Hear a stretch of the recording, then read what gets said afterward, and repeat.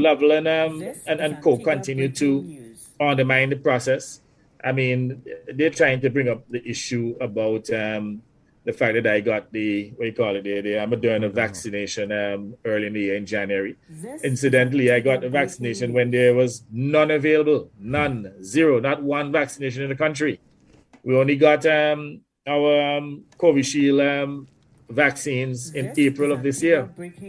And an American citizen who had a vial of Moderna shared the vaccine with me and others, and we took it to protect ourselves.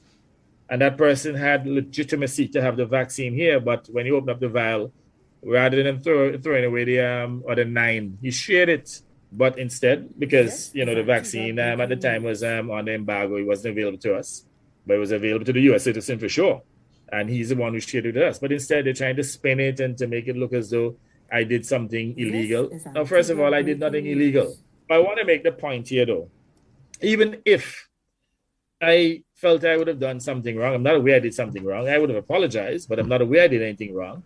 But what I'll say to them, the means certainly justify the ends, because I would have taken the necessary action to protect myself, to protect the office of the Prime Minister, recognizing too, at that time I was one of the most exposed persons, whereas other people were required to work from home and so on. I had to go to the office on a daily basis. I mean, I would have had a number of potential exposures, individuals who even came to my office who had COVID. There was a young lawyer who came to my office who had COVID. Even one of my security detail on one occasion had an exposure and had to be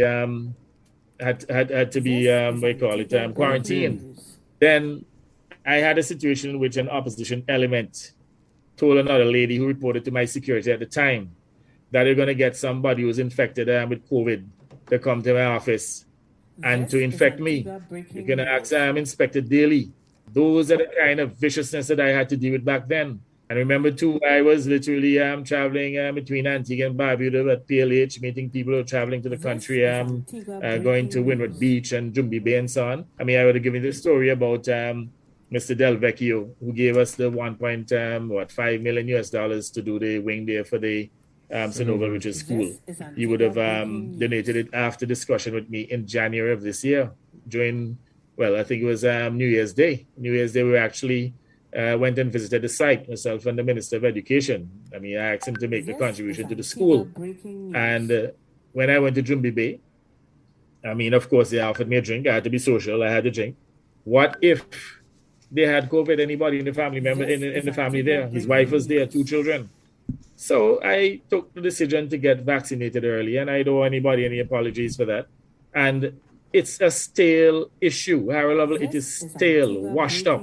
Just like you are a washed up politician, you and Alistair. You're all just trying to continue to, divert attention and to, keep people from getting vaccinated. So here they're telling people, the Prime Minister undermined the whole process by getting vaccinated. And that is why people are not getting vaccinated, because they don't trust the Prime Minister.